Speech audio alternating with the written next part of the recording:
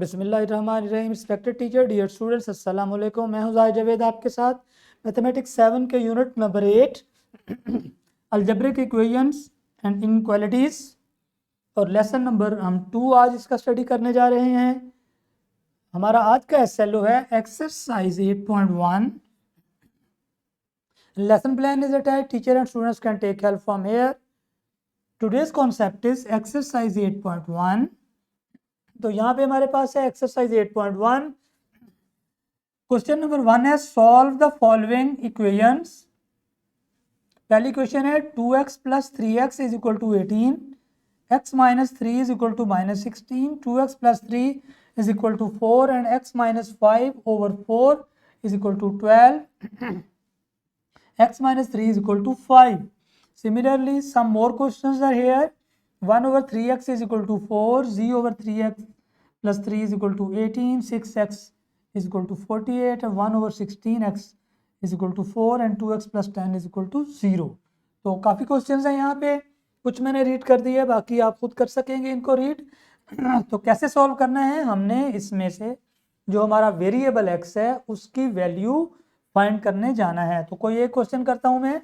Let's say मैंने कर दिया question number 4, x minus 5 over 4 is equal to 12। अब इस तरह की कंडीशन हो कि डिनोमिनेटर पूरी इक्वेशन के नीचे कोई डिवाइड हो रहा होता है, तो हम सबसे पहले बोथ साइड्स पे उस डिनोमिनेटर को ख़त्म करने के लिए मल्टीप्लाई कर देंगे। तो हमने क्या किया, डिवाइडेड बाय 4 हो रहा था, मल्टीप्लाई 4 हो गया कर दिया, और 12 के साथ भी जाके ये मल्टीप्लाई 4 होगा। ओके, तो ये बन जाएगा, ये 4 कैंसिल हो जाएंगे, x minus 5 is equal to 12 multiply 4 और x minus 5 is equal to बन जाएगा 12 4 ज़ा जी बिल्कुल 48।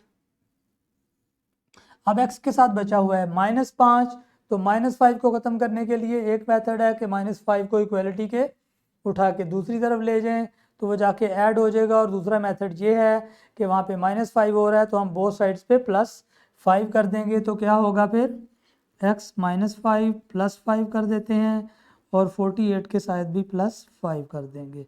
ये प्लस 5 और माइनस 5 कैंसिल हो जाएंगे तो x इज इक्वल टू आ जाएगा 48 प्लस 5 दैट इज़ द 53। तो इस तरीके से हम इसको सॉल्व कर पाएंगे कि x की वैल्यू फाइंड करनी होती है, मतलब अपने वेरिएबल की साइड पे जो भी कांस्टेंट नंबर्स हों सबको हमें राइट साइड पे नंबर्स की तरफ ले जाना है और वेरिएबल को कर देना है बिल्कुल खाली, अकेला छोड़ दें। वो अकेला जो वेरिएबल होगा वो जिस वैल्यू के इक्वल होगा वही उसका सोल्यूशन हो जाएगा।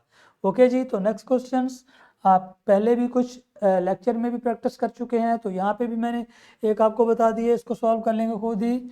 नेक्स्ट क्वेश्चन है find the solution of the following questions, again some solutions are there. Okay, यहाँ पे मेरे पास एक क्वेश्चन है x plus 3 over x minus 5 is equal to 3 over 10।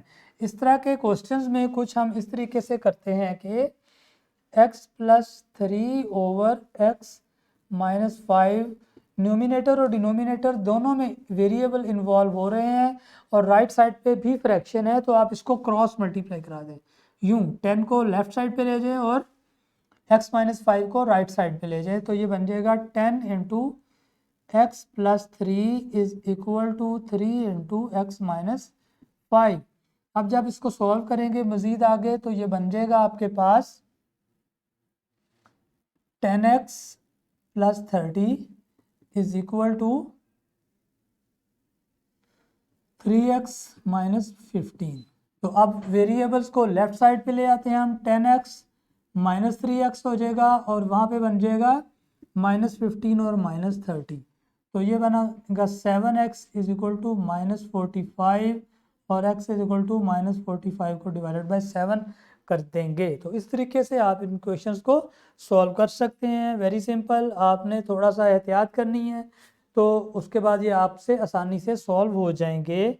इसी तरीके से क्वेश्चन नंबर जो है वो नेक्स्ट अब 3 पे चले जाते हैं, जो थोड़ा सा वर्ड प्रॉब्लम टाइप है, इक्वेशन में बना देता हूँ, वो आप उसको खुद से सॉल्व कर लेंगे। 2 brothers bought the 10 books together.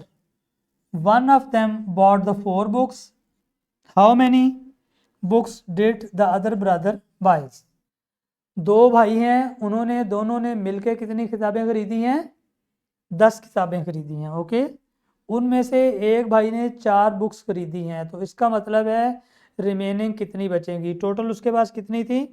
एक भाई ने x बुक्स खरीदी हैं, दूसरे ने 4 खरीदी हैं, तो दोनों किताबों को इकट्ठा करें x बुक्स और प्लस 4 बुक्स को, तो बन जाएगा 10 बुक्स। तो इक्वेशन बनी x + 4 = 10। 4 क्या था? जो एक भाई ने किताबें खरीदी थी। x क्या था? जो दूसरे भाई ने किताबें खरीदी थी। और 10 क्या था? जो टोटल किताबें खरीदी गई थी। तो x + 4 = हो गया आपके पास 10। अब हम क्या करेंगे, तो हमारे पास टोटल ये 10 बुक्स का जो है वो इक्वेशन बन गई है। तो अब मैं चलता हूँ क्वेश्चन नंबर 4 में। A father is 4 times older than his daughter in the 6th year. He will be 3 times as older as she is now.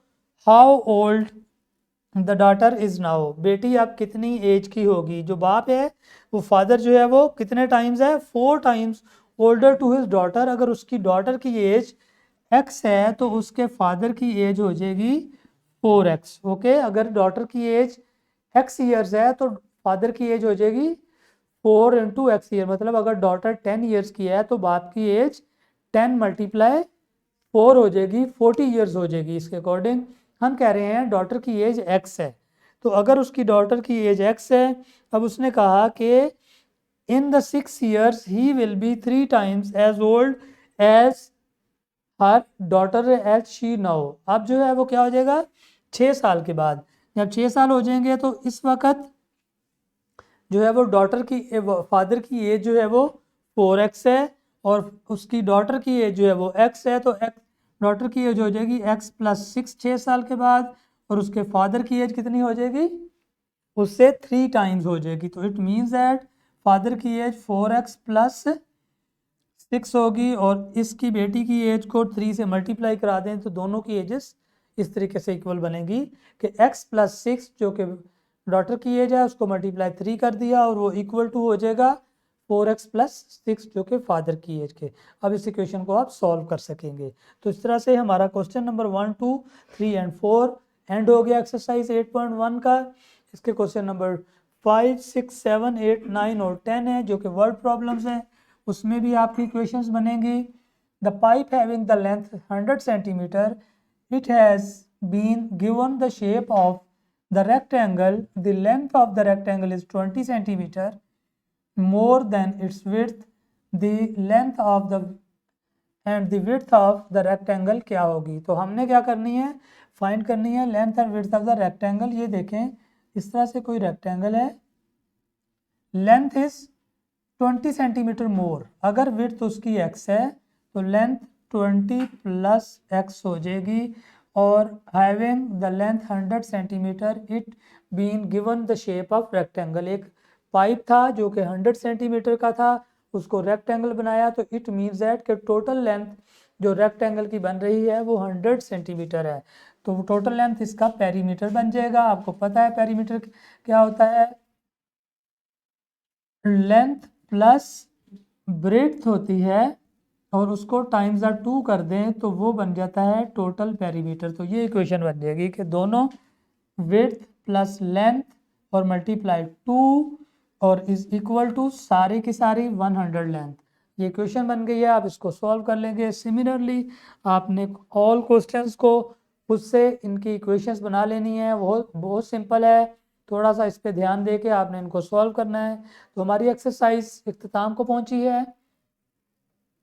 हम चलते हैं रैप अप की तरफ। Recognition of the exercise 8.1।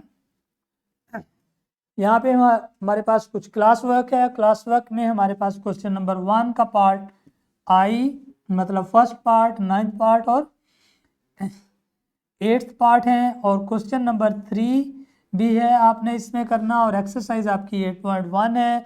और ये आप करेंगे अभी क्लास के अंदर टीचर की हेल्प से। तो टीचर प्लीज़ ये 3-4 क्वेश्चंस में जल्दी से बच्चों की हेल्प कर दें ताकि वो यहाँ पे प्रैक्टिस कर सकें।